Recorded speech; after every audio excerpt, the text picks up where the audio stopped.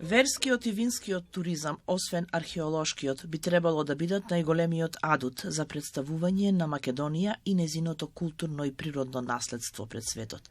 Ова се првичните заклучоци на директорката на Управата за заштита на културното наследство Весела Честоева по посетата на светски реномираната медитеранска берза за археолошки туризам во Италија.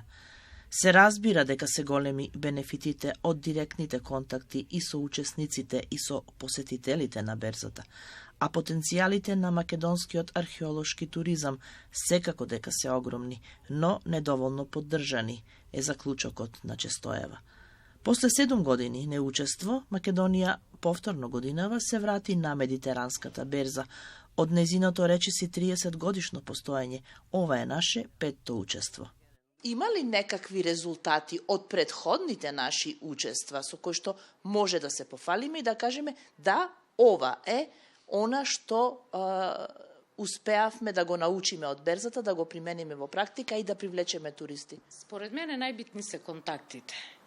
И навистина ние оваа година имавме голем број на посетители со кои што можевме да оствариме поблиски контакти и во делот на користењето на средствата од предпристапните фондови на Европската Унија.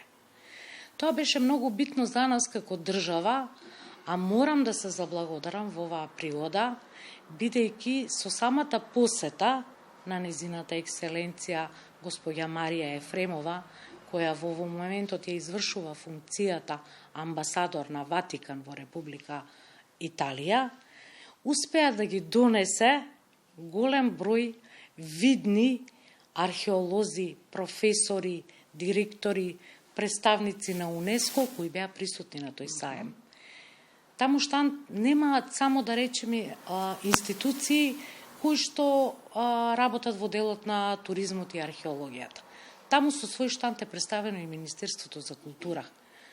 Во рамките на овој саем се одржуваат работилници, семинари, конференции, кои што со многу, навистина многу софистицирана опрема знаат да го доближат тоа до крајниот продукт, а тоа се посетителите. Ние мораме да научиме во Македонија дека ние од самите археолошки локалитети, археолошки паркови, мораме да направиме одржливи самите по себе да бидат. Колку од археолошките локалитети се во моментов одржливи? И дали воопшто имаме такво во Македонија? Во Македонија, па освен археолошкиот локалитет Стоби, кој има добра геостратегиска положба, затоа што се наоѓа на автопатот, и туристите кои што секојдневно поминуваат по тој автопат застануваат, да речеме Хераклеа исто така, ние останатите археолошки локалитети, освен на некој залутан турист, или да речеме на некоја организирана посета, ама зборувам наменска посета, не сме многу во можност да зборуваме за некоја одржливост. Сите тие зависат од годишните програми на Министерството за култура, за жал. Се надевам дека и новото археолошко наоѓалиште во село Корошишта ќе биде на мапата на врвните археолошки локалитети.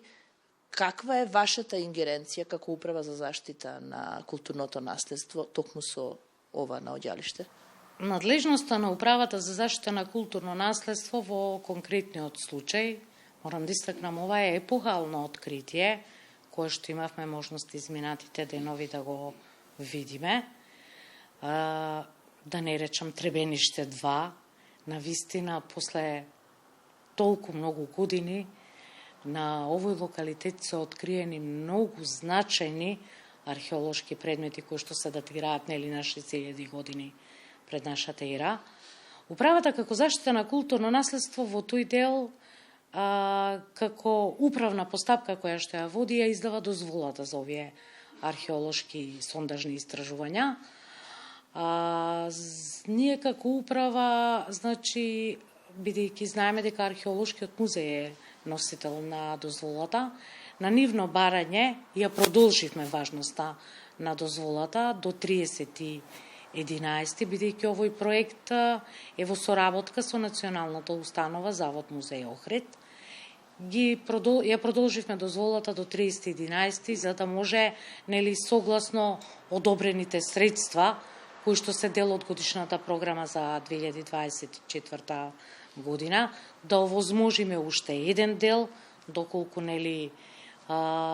финансиските средства го дозволуваат тоа, а во делот на обезбедувањето на самиот локалитет, бидејќи овие денови имаме можност да слушнеме дека се крена голема фама околу тоа кој ќе го заштитува, дали управата има ингеренции.